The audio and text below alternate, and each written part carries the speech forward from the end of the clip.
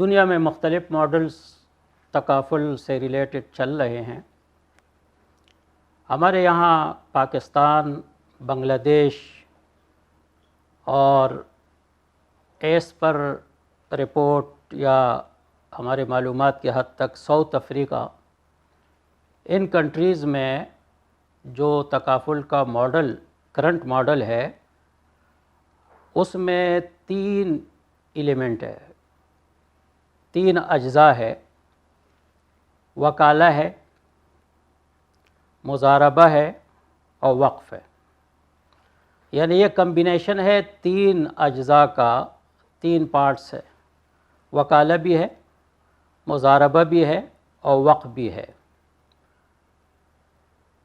یہ 3 کنٹریز یا 3 جو وہ ہے کنٹریز ہے، ممالک ہے، یہاں پہ جو تکافل ماڈل ہے یہ بیس کرتا ہے وقف پر. وقف ایک تبرع ہے.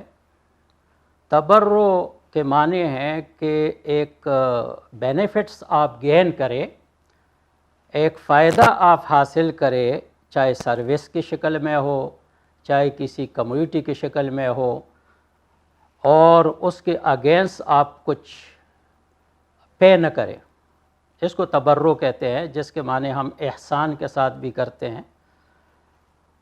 تو وقف جو ہے اس میں ایک چیز اللہ جل شانہ کے لیے، اللہ کی رضا کے لیے وقف کی جاتی ہے.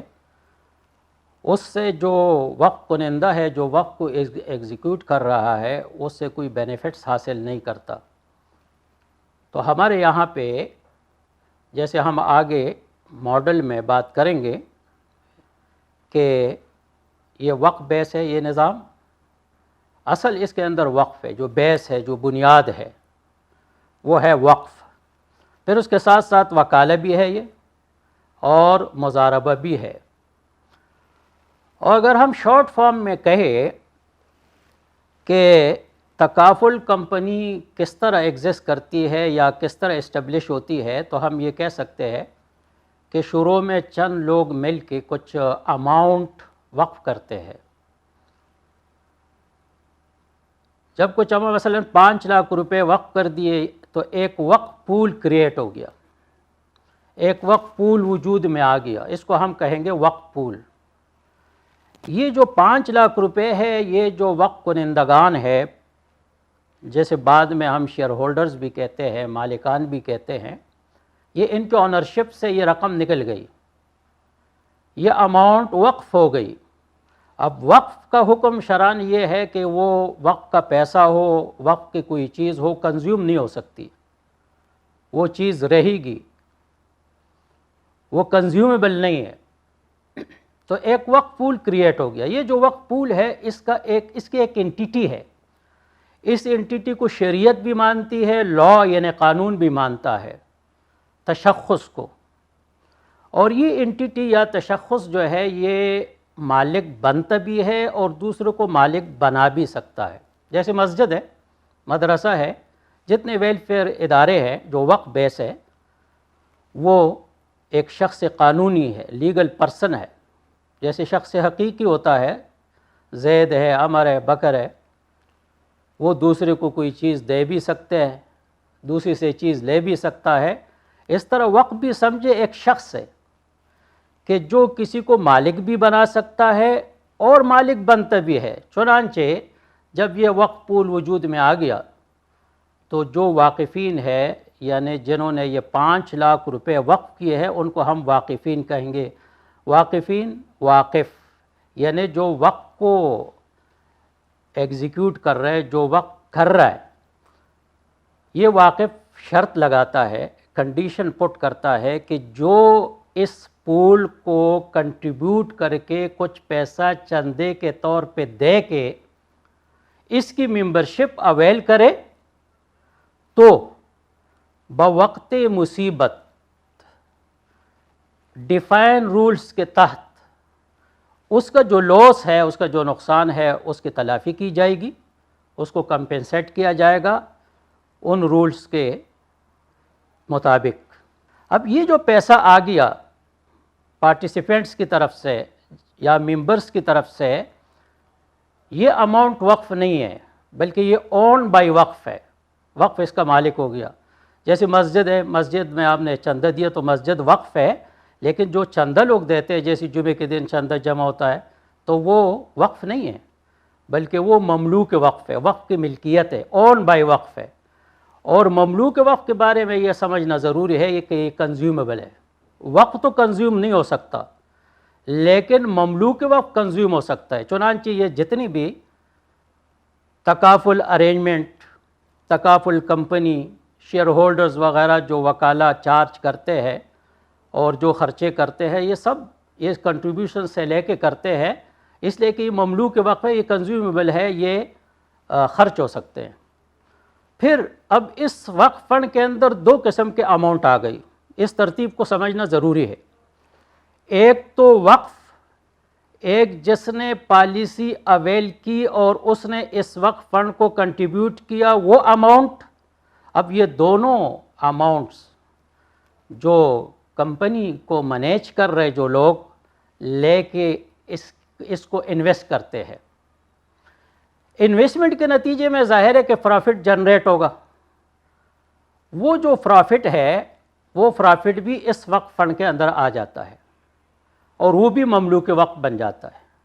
اب اس وقف پول کے اندر تین قسم کے اماؤنٹ آ گئی۔ ایک تو اصل، جس کو سیڈنگ اماؤنٹ بھی کہتے ہیں، سیڈنگ اماؤنٹ، جو شروع میں 5 لاکھ روپے ہم نے فرض کیے۔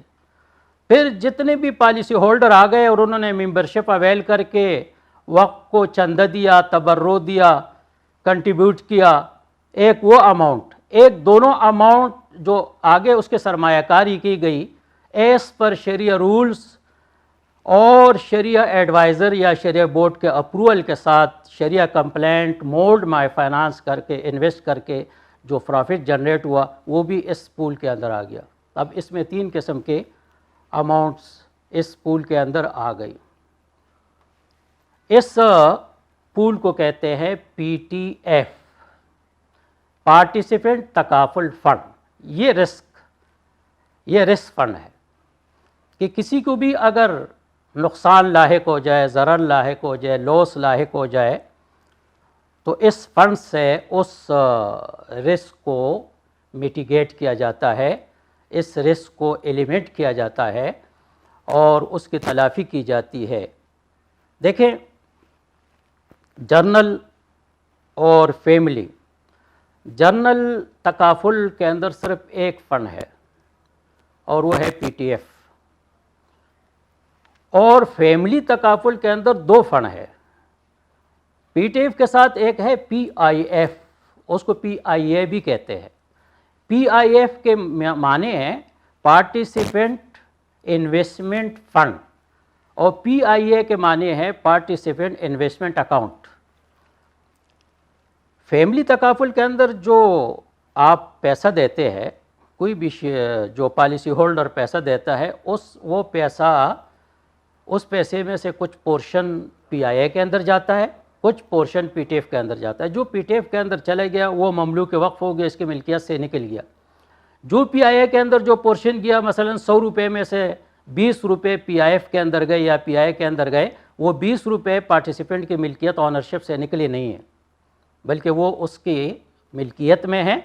اس پر جو بھی پرافٹ آئے گا اس میں جو ڈیفائن اس کا ریشو ہے پرافٹ میں سے وہ اس پالیسی ہولڈر کو ملے گا۔ جیسے اسلامک میوچل فنڈ ہوتا ہے یا جیسے اسلامی بینکوں کا مضاربہ پول ہوتا ہے کہ اس کے اندر ڈپازٹر جو پیسہ رکھواتا ہے مضاربہ بیس پہ ہوتا ہے، آگے اس سے بینک انویسٹمنٹ کرتا ہے، انویسٹمنٹ کے نتیجے میں جو پرافٹ آتا ہے وہ جو بھی ریشو پہلے سے ڈیفائن ہوتا ہے وہ کچھ بینک رکھتا ہے اور کچھ جو ہے وہ ڈپازٹر کو دیا جاتا ہے۔ اس طرح پی آئی اے کے اندر بھی یہ طریقہ ہوتا ہے۔ جی، یہ جو کنٹریبیوشن یا جو چندہ دیا جاتا ہے اس سے کمپنی کچھ چارجز یا کچھ فی جو ہے وہ کمپنی چارج کرتی ہے اور وہ وکالہ فی کہلاتی ہے۔ وکالہ فی یہ مختلف قسم کا ہے اور اس میں کمپنی کے ظاہر ہے کہ خرچے ہوتے ہیں، ایکسپنسز ہوتے ہیں، اخراجات ہوتے ہیں، اس فنڈ کو مینیج کرنا ہوتا ہے، اس مینجمنٹ پہ کافی خرچے آتے ہیں، تو کمپنی ان خرچوں کو یا ان ایکسپنسز کو یا ان اخراجات کو اس فی سے ان اخراجات کو پورا کرتی ہے، اور اگر کچھ پیسہ بچ جائے وکالہ فی سے، دیکھیں ایک وکالہ فی ہے جو کمپنی اس فنڈ کو مینیج کرتی ہے، جو سروسز پرووائڈ کرتی ہے کمپنی، تو حق الخدمت جو کمپنی لیتی ہے، اور ایک جو کمپنی میں اس فنڈ کے اندر رکھی ہوئی رقم آگے اس کا استثمار ہوتا ہے، اس کا انویسٹمنٹ ہوتا ہے، تو اس میں بھی کمپنی کا حصہ ہوتا ہے۔ اگر وہ مضاربہ کی بنیاد پر ہے تو مضاربہ شیئر کمپنی کو ملتا ہے، اگر وہ وکالت الاستثمار انویسٹمنٹ ایجنسی کی بنیاد پر ہے انویسٹمنٹ، تو اس میں انویسٹمنٹ فی جو ہے وہ کمپنی کو ملتی ہے، اس میں کچھ پورشن بچ جاتا ہے جو کمپنی کا نفع ہے، پرافٹ ہے، اور کچھ جو ہے اسی میں سے مختلف قسم کے اخراجات کیے جاتے ہیں۔